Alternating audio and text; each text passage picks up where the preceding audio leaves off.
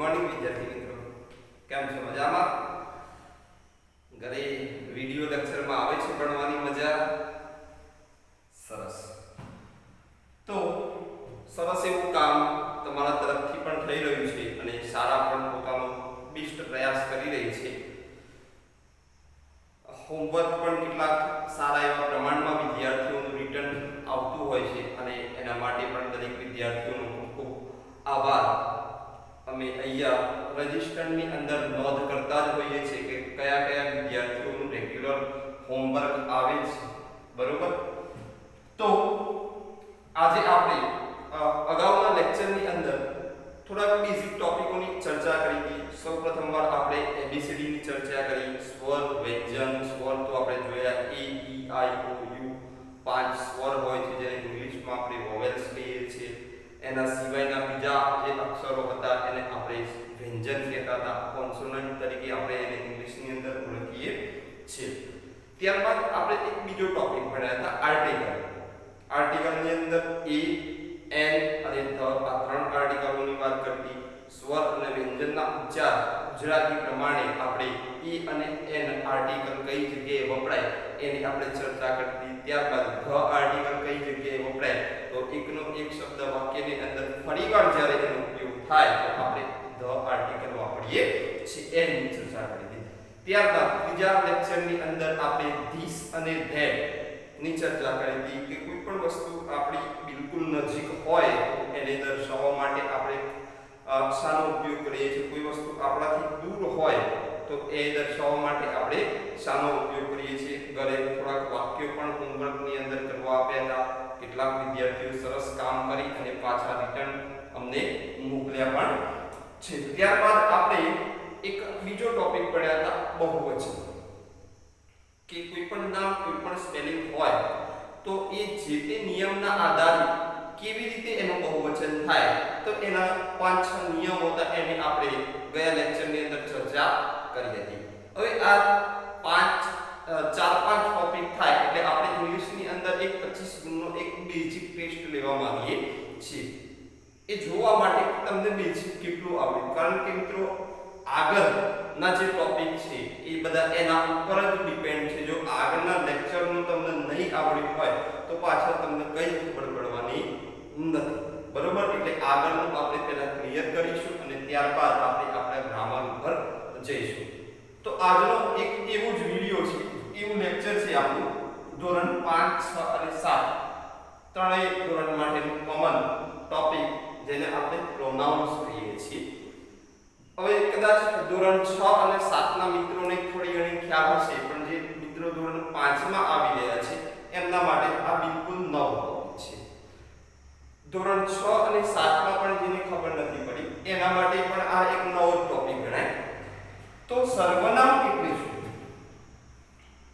તો સર્વનામ શીખતા પહેલા આપણે થોડોક એનાથી અંદર જઈએ તો ગુજરાતી ગ્રામરની અંદર એક ટોપિક આવે છે સંજ્ઞા. બીજા શબ્દોમાં આપણે એને કહીએ છીએ નામ. દુનિયાની અંદર કોઈ પણ વસ્તુ, કોઈ પણ પદાર્થ, કોઈ પણ વ્યક્તિ, કોઈ પણ બિલ્ડિંગ, કોઈ પણ વસ્તુ હોય તો એના ઓળખ માટે એનું કંઈક ને કંઈક નામ હોય છે, બરોબર? તો એ નામ એટલે એને સંજ્ઞા કહેવાય, બરોબર? ઇંગ્લિશમાં આપણે એને નાઉન તરીકે ઓળખીએ છીએ, બરોબર? હવે એ બધાનું નામ હોય એ નામની જગ્યાએ આપણે કોઈ બીજો શબ્દનો ઉપયોગ કરીએ તો એ બની જાય સર્વનામ. કેવી રીતે બને મિત્રો ધ્યાન આપો. દાખલા તરીકે હું એક વાક્ય લખું છું, કિંજલ સર અંગ્રેજી ભણાવે છે. આ એક સિમ્પલ વાક્ય છે, કિંજલ સર અંગ્રેજી ભણાવે છે. તો આમાં નામ હોય તો તમે કહેશો સાહેબ આ નામ છે, આ નામ છે. હવે આ જ વાક્યને હું ફરીથી આ નામ છે, આ જ વાક્યને હું ફરીથી બીજા શબ્દોમાં લખું, હું અંગ્રેજી ભણાવું છું. તો આ જે નામ હતું એ બીજા વાક્યની અંદર નીકળી દેખાય? તો આ નામના બદલે મેં કયા શબ્દનો ઉપયોગ કર્યો છે? હુ. તો આ હુ એ શું કહેવાય? તો આ હુ એ સર્વનામ કહેવાય. શું કહેવાય? સર્વનામ. ટૂંકમાં ગુજરાતીમાં આની વ્યાખ્યા એવી છે, નામના બદલે જે આપણે બીજો અન્ય શબ્દ વાપરીએ છીએ, એટલે કે નામના બદલે વપરાતો શબ્દ જેને આપણે સર્વનામ તરીકે ઓળખીએ છીએ. ઇંગ્લિશમાં એને પ્રોનાઉન્સ તરીકે ઓળખાય. તો મિત્રો, નામ આ સર્વનામના કેટલાક પ્રકાર, એમાંથી એક પ્રકાર જોઈએ તો પુરુષવાચક સર્વનામ. આ બધું ગુજરાતી ગ્રામરની અંદર આવતું જ હોય છે, તો આપણે સાથે સાથે ગુજરાતીનો થોડોક મહાવરો પણ કરતા જઈએ. તો સર્વનામનો એક પ્રકાર એટલે કે પુરુષવાચક સર્વનામ. આ પુરુષવાચક સર્વનામની અંદર આ પુરુષવાચક સર્વનામમાં ત્રણ પ્રકારના પુરુષોની વાત થાય. પ્રથમ પુરુષ, બીજો પુરુષ અને ત્રીજો પુરુષ. પ્રથમ પુરુષ એકવચન, બીજો પુરુષ એકવચન અને આ ત્રીજો પુરુષ એકવચન. તમારે આ કોઠાની અંદર નજર નાખવાની નથી. આ પુરુષની વાત છે. પ્રથમ પુરુષ, બીજો પુરુષ, ત્રીજો પુરુષ. જ્યારે આ એકવચન, આ પણ એકવચન અને આ પણ એકવચન. પ્રથમ પુરુષ એકવચન, બીજો પુરુષ એકવચન, ત્રીજો પુરુષ એકવચન. બરોબર? તો આ ગુજરાતીની અંદર કેવી રીતે વપરાય, ઇંગ્લિશની અંદર કેવી રીતે વપરાય? દાખલા તરીકે પ્રથમ પુરુષ એકવચન એટલે શું?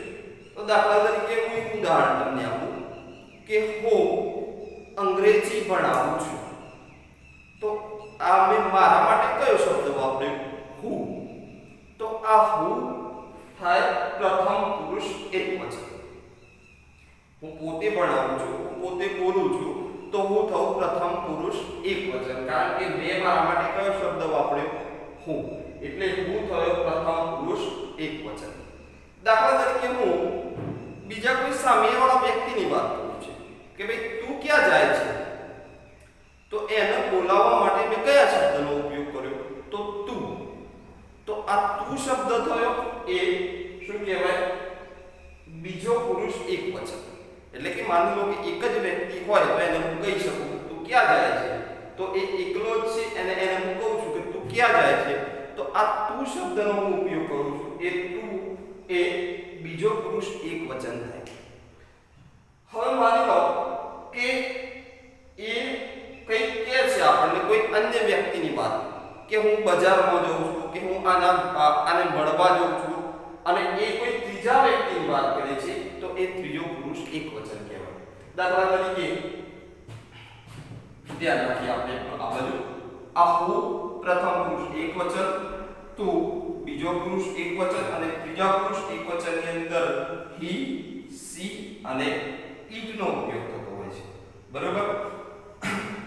તો હું પોતે પણ આવું છું, હું પ્રથમ પુરુષ એકવચન થઉં. હું બીજા કોઈ એક વ્યક્તિની વાત કરું છું, તો એ બીજો પુરુષ એકવચન થાય. અને અમે બંને કોઈ એક ત્રીજા વ્યક્તિની વાત કરીએ છીએ, તો એ ત્રીજો પુરુષ એકવચન થાય. બરોબર? તો આ રીતે એકવચન હોય છે. પછી બહુવચનની વાત કરીએ તો બહુવચનની અંદર અમે, તમે અને તેઓ. અહીંયા હું એકલો જ ભણાવતો હતો, પણ અમે બે ત્રણ મિત્રો ભેગા રહીને તમને ભણાવીએ છીએ. તો હું એવું વાક્ય બોલીશ કે અમે અંગ્રેજી ભણાવીએ છીએ. તો હું એકલો ભણાવતો હતો એટલા માટે પહેલા એનો મતલબ થતો હતો પ્રથમ પુરુષ એકવચન. અમે શબ્દ આવ્યો એટલે અમે બધાની વાત આવે, એટલે એ થાય પ્રથમ પુરુષ બહુવચન. અમે એટલે શું થાય? પ્રથમ પુરુષ બહુવચન. અમે બધા કોઈ બીજા વ્યક્તિની વાત કરીએ કે ભાઈ તમે ક્યાં જાઓ છો, તો તમે એટલે કે ઘણા બધા વિદ્યાર્થીઓ હોય, તો 2 થી 3 વિદ્યાર્થીઓ હોય, તો એમના માટે આપણે એવું શબ્દ વાપરીએ કે તમે ક્યાં જાઓ છો. બરોબર? અથવા તો તમે શું કરો છો. બરોબર? અથવા તો તમે શું રમો છો.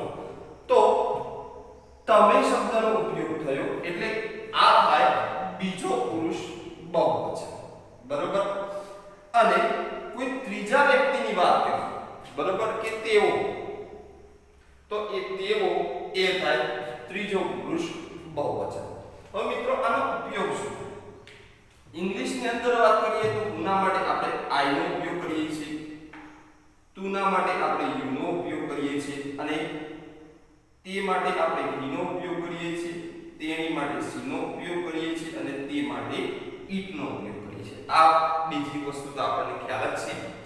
આને કહેવાય આઈ નો મતલબ થાય હું, આને કહેવાય યુ નો મતલબ થાય તું અથવા તો તમે, આને કહેવાય હી, એના માટે ગુજરાતી શબ્દ છે તે. કોઈ પુરુષ જાતિ માટે આપણે એનો ઉપયોગ કરી શકીએ છીએ. આ છે સી એટલે કે તેણી, એટલે કે કોઈ છોકરી માટે અથવા તો કોઈ સ્ત્રી જાતિ માટે આપણે એનો ઉપયોગ કરી શકીએ છીએ. આ છે ઈટ. આ ઈટનો ઉપયોગ આપણે કોઈ પણ વસ્તુ, કોઈ પ્રાણી, પદાર્થ, બીજી વસ્તુ માટે આપણે એનો ઉપયોગ કરીએ છીએ. એ જ રીતે બહુવચનમાં જોઈએ તો વી નો મતલબ થાય અમે, યુ બહુવચનમાં છે એટલે આપણે યુ નું ગુજરાતી થાય તમે, તે એટલે કે તેઓ. બરોબર. હવે આની સાથે સાથે કેટલાક બીજા રૂપો પણ જોઈએ. ટુ બી વર્તમાન કાળના રૂપો. તો આ જ સર્વનામ સાથે ટુ બી વર્તમાન કાળના કયા કયા રૂપો વપરાય છે? તો આપણે જાણીએ છીએ એ પ્રમાણે આઈ સાથે શું વપરાય છે વર્તમાન કાળમાં? એમ. યુ સાથે શું વપરાય છે? તો આ.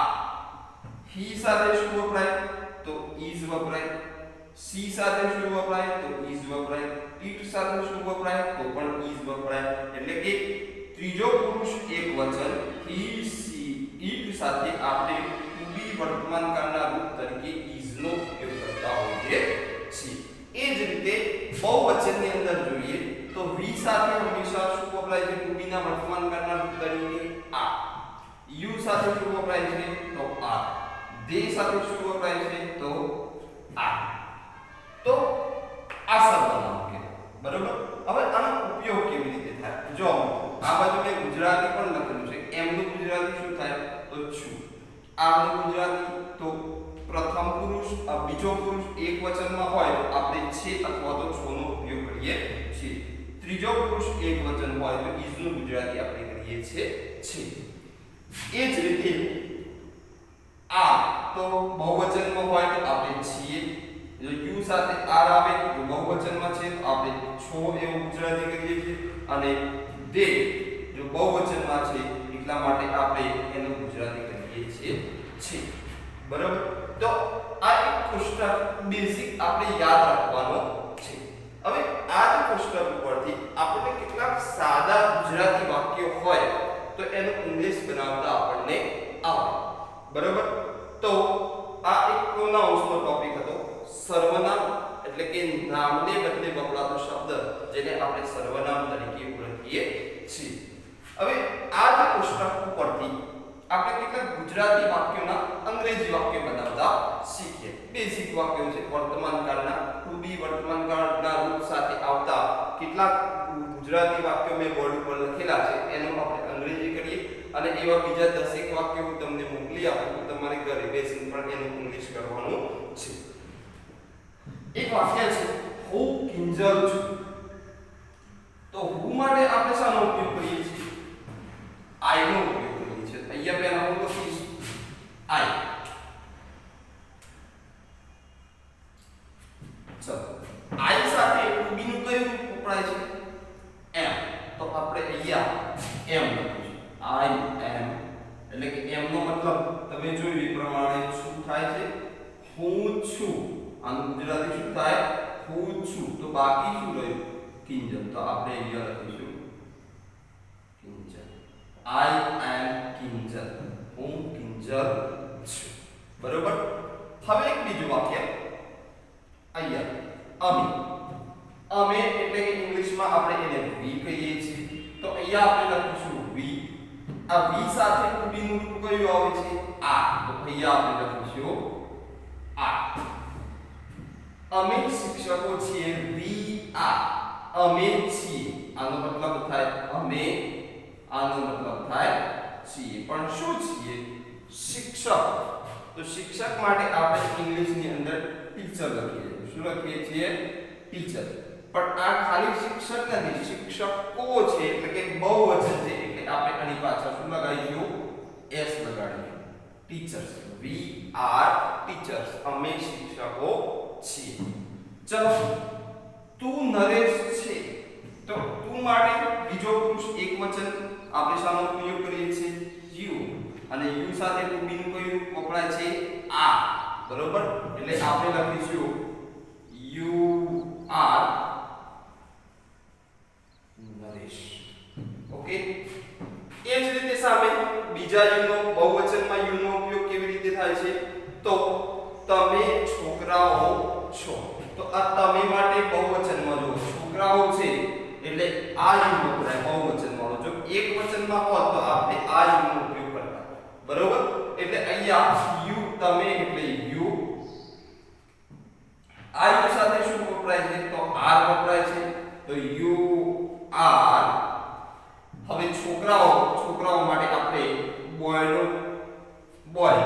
બરોબર, અને બોય નું બહુવચન થાય બોયઝ.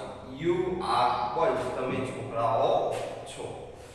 હવે તે ક્રિસ છે, તો આપણે તે માટે શાનો ઉપયોગ કરીએ છીએ? તો હી નો ઉપયોગ કરીએ છીએ. બરોબર, આ તે એટલે હી. હવે એ પુરુષ માટે વપરાય, તો અહીંયા તે ક્રિસ છે. બરોબર, તો હી સાથે ટુ બી નું કયું રૂપ વાપરીએ છીએ આપણે? તો ઇઝ વાપરીએ છીએ. તો હી ઇઝ ક્રિસ. એ જ રીતે સ્ત્રી જાતિ માટે આપણે સી નો ઉપયોગ કરીએ છીએ, અને સી સાથે પણ ટુ બી નું કયું રૂપ આવે છે? ઇઝ. તો આપણે અહીંયા લખીશું સી ઇઝ નૈયા. બરોબર, પછી તે સિંહ છે. બરોબર, એટલે કે પશુ પક્ષી પ્રાણી નિર્જીવ વસ્તુ માટે આપણે ઈટ નો ઉપયોગ કરતા હોઈએ છીએ. ઈટ સાથે ટુ બી નું રૂપ આવે છે ઇઝ, એટલે આપણે અહીંયા લખીશું તે માટે ઈટ સાથે આવે ટુ બી નું રૂપ ઇઝ, અને સી માટે આપણે લખીએ છીએ lion, L I O N.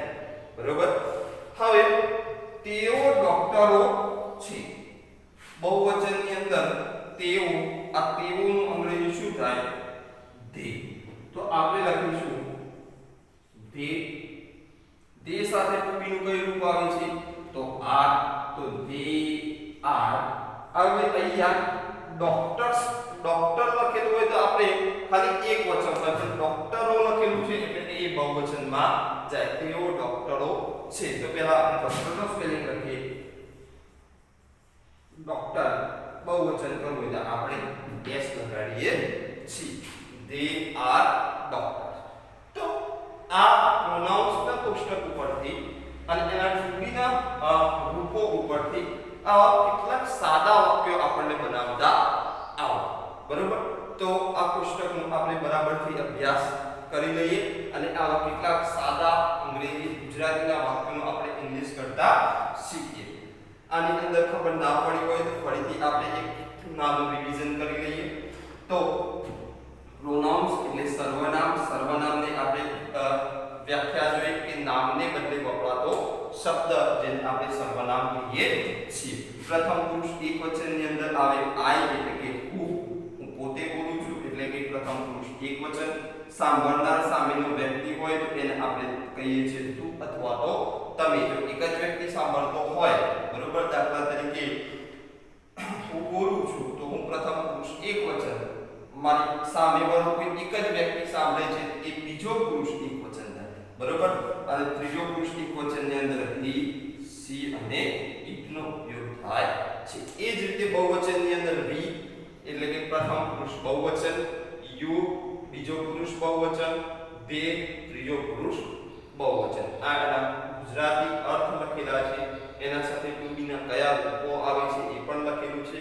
તો શાંતિથી આ પુસ્તકને સારી રીતે આપણે તૈયાર કરીએ. જરૂર જણાય તો આને 1 થી 2 વાર લખીને પણ સરસ રીતે તૈયાર કરી દેવો. બરોબર, આ વિડિયો લેક્ચરની અંદર આનું હોમવર્ક તમને અલગથી નીચે પીડીએફ ફાઇલની અંદર મોકલી આપવામાં આવશે.